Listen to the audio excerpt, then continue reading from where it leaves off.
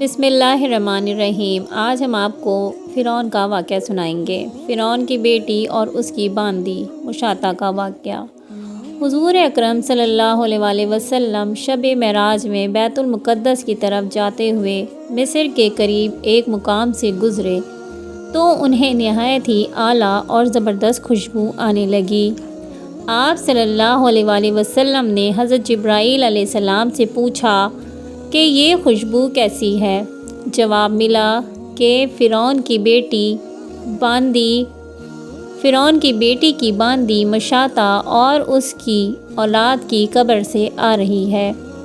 پھر حضرت جبرائیل علیہ السلام نے اس کا قصہ بیان کیا کہ مشاطہ فرعون کی بیٹی کی خادمہ تھی اور وہ خفیہ طور پر اسلام لا چکی تھی۔ ایک دن فرعون کی لڑکی کو کنگھی کرتے ہوئے اس کے ہاتھ سے اتفاقاً کنگھی گر پڑی۔ وہ اٹھانے لگی تو اس کی زبان سے بے ساختہ بسم اللہ نکل گیا۔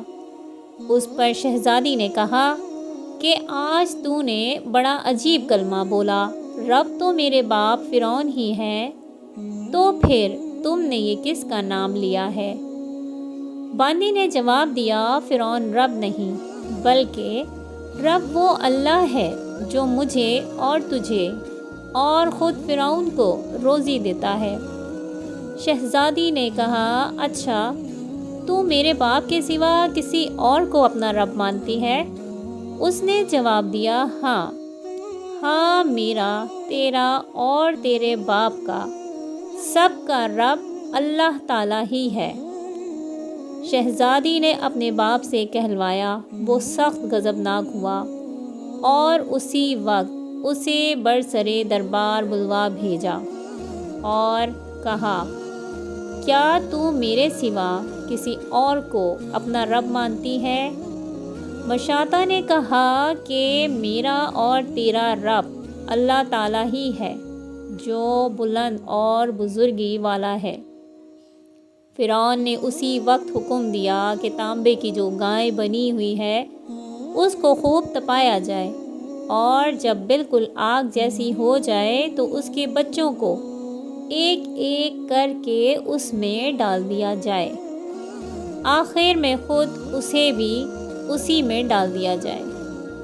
چنانچہ وہ گرم کی گئی۔